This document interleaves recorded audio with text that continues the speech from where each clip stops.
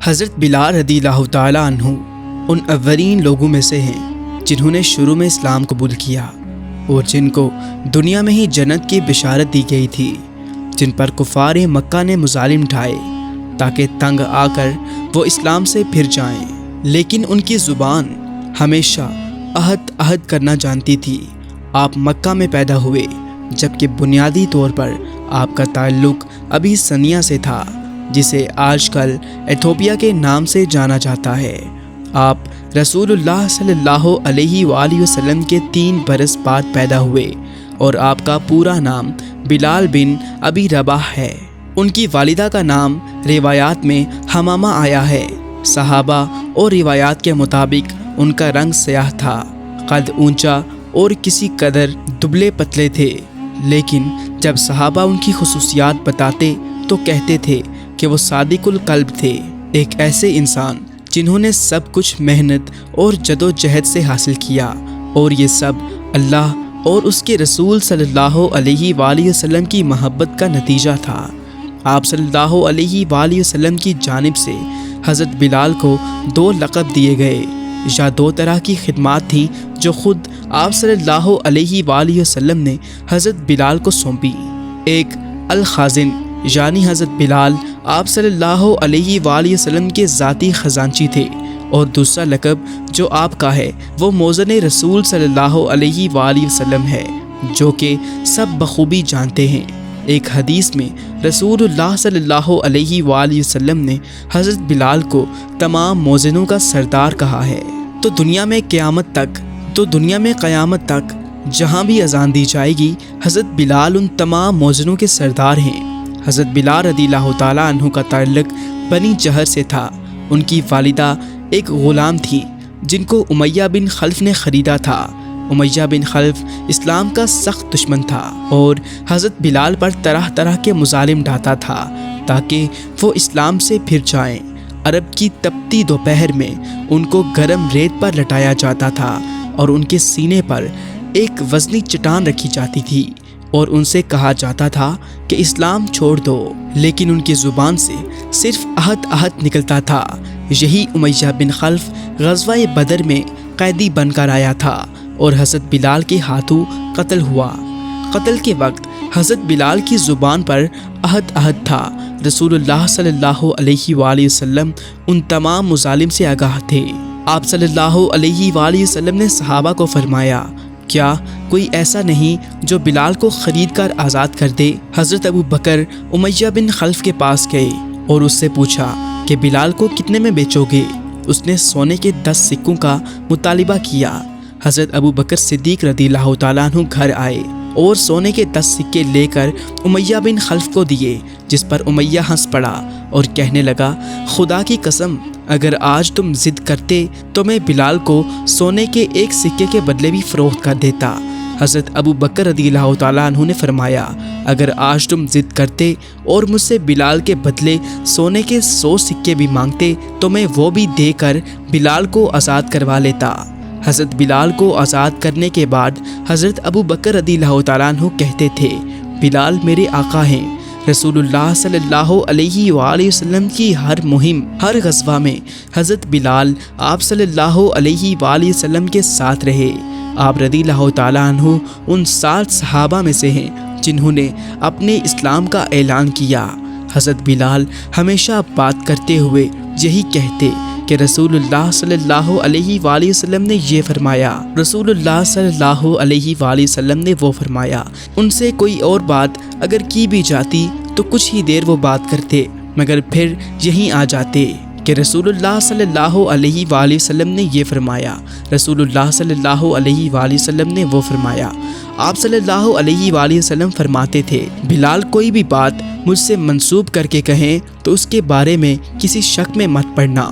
حضرت بلال ان اصحاب میں سے ہیں جن کو دنیا ہی میں جنت کی بشارت دی گئی تھی، اور یہ ایک وجہ ہی کافی تھی کہ لوگ ان کی بے پناہ عزت کرتے، ان کی تعریف کرتے، اور جب ایسا ہوتا حضرت بلال اپنے سر کو جھکا لیتے۔ جاننے والے جانتے تھے کہ ان کی تعریف کی جا رہی ہے، لیکن سر جھکا کر حضرت بلال کی آنکھوں سے اشک جاری ہوتے تھے۔ وہ کہتے تھے، میں تمہیں بتاؤں میں کیا ہوں؟ میں ایک حبشی ہوں اور میں ایک غلام تھا اور ایک غلام ہوں اللہ کا غلام۔ ایک بار ایک قبیلے کے کچھ لوگ رسول اللہ صلی اللہ علیہ وآلہ وسلم کے پاس آئے اور کہا کہ اے اللہ کے رسول، میری بیٹی کی شادی کسی سے کر دیں۔ آپ صلی اللہ علیہ وآلہ وسلم نے فرمایا، بلال کے بارے میں کیا خیال ہے؟ وہ لوگ پھر آئے، پھر کہا کہ رسول اللہ صلی اللہ علیہ وآلہ وسلم میری بیٹی کی شادی کسی سے کر دیں۔ آپ صلی اللہ علیہ وآلہ وسلم نے پھر فرمایا، بلال کے بارے میں کیا خیال ہے؟ وہ لوگ تیسری بار پھر آئے اور پھر یہی کیا تو آپ صلی اللہ علیہ وآلہ وسلم نے پھر یہی جواب دیا کہ بلال کے بارے میں کیا خیال ہے، جو کہ جنتی ہے۔ ایک حدیث میں ہے کہ جنت حضرت بلال کا انتظار کرتی ہے۔ ایک مسلمان کی حیثیت سے ہم جنت کا انتظار کرتے ہیں، جبکہ جنت خود حضرت بلال کا انتظار کرتی ہے۔ ایک بار فجر کی نماز کے بعد آپ صلی اللہ علیہ وآلہ وسلم نے حضرت بلال سے پوچھا کہ تم ایسا کیا کرتے ہو کہ کل رات جب میں جنت میں داخل ہوا تو میں نے اپنے آگے تمہارے قدموں کی آواز سنی۔ حضرت بلال نے جواب دیا، یا رسول اللہ صلی اللہ علیہ وآلہ وسلم، جب بھی میرا وضو ٹوٹتا ہے میں دوبارہ وضو کر کے 2 رکعت نفل ادا کرتا ہوں۔ کون تھا ایسا جو نہ چاہتا ہو کہ موزن رسول صلی اللہ علیہ وآلہ وسلم کا منصب اسے نصیب ہو؟ صحابہ اس بات پر جان تک دے سکتے تھے، لیکن یہ مقام حضرت بلال کے حصے میں آیا تھا۔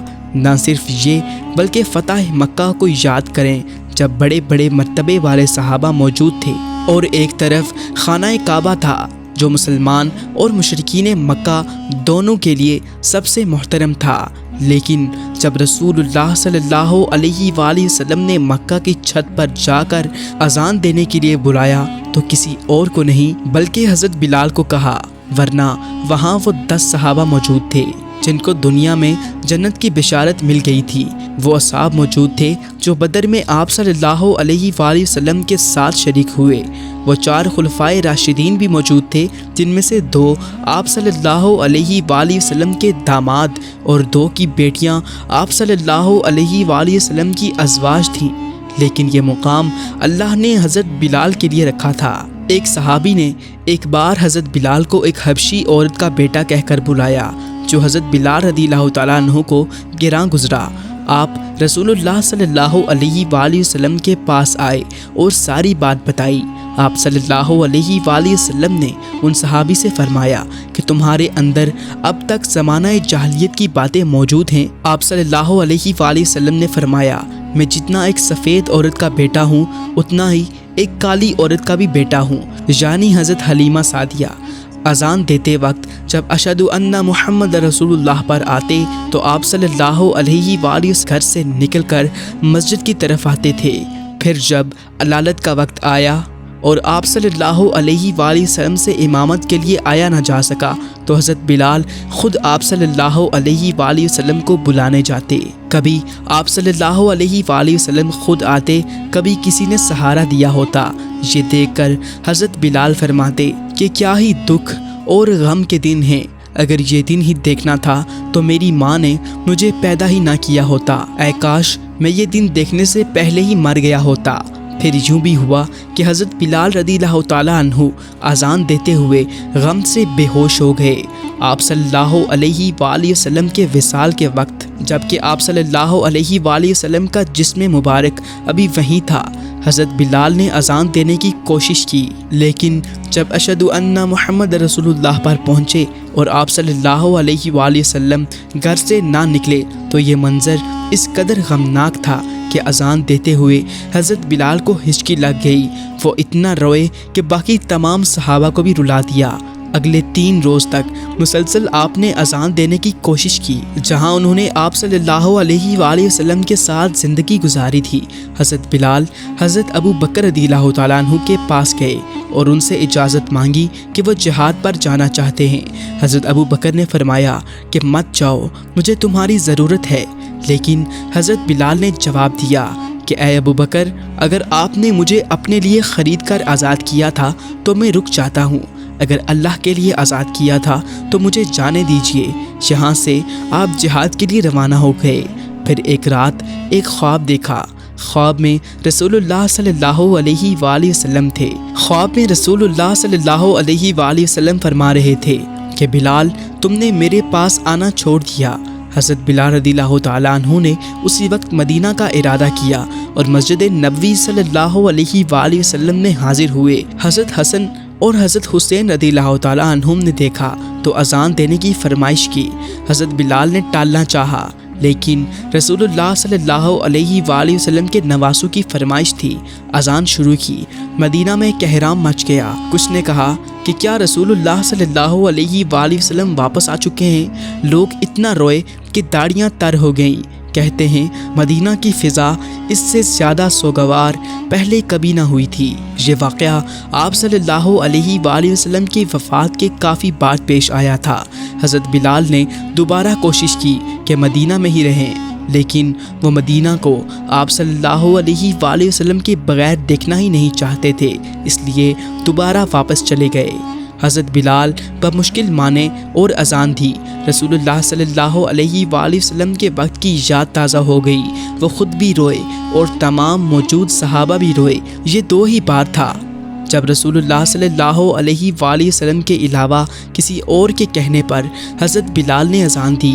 اس کے بعد حضرت بلال کی اذان نہ تو فرش والوں نے سنی اور نہ ہی عرش والوں نے۔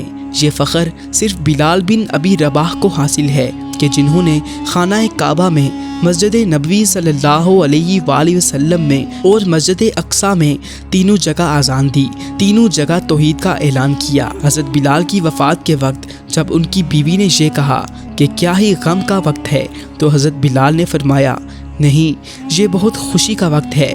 کل میں رسول اللہ صلی اللہ علیہ وآلہ وسلم سے ملوں گا، اپنے ساتھیوں سے ملوں گا۔ حضرت بلال رضی اللہ تعالیٰ عنہ دمشق میں 20 ہجری میں اس دنیا کو چھوڑ کر اپنے محبوب صلی اللہ علیہ وآلہ وسلم سے ملنے چلے گئے۔ ان کی کوئی اولاد نہیں تھی، نہ ہی ان کی کوئی جائیداد تھی۔ اصل میں فکر کے باعث وہ اپنے پیچھے کچھ نہ چھوڑ کر گئے سوائے اذان کے، جو قیامت تک تمام مسلمانوں کو ان کی یاد دلاتی رہے گی۔ کسی شاعر نے بھی کیا خوب کہا ہے، ادائے دید سراپا نیاز تھی تیری، کسی کو دیکھتے رہنا نماز تھی تیری، ازاں ازل سے تیرے عشق کا ترانہ بنی، نماز اس کے نظارے کا ایک بہانہ بنی۔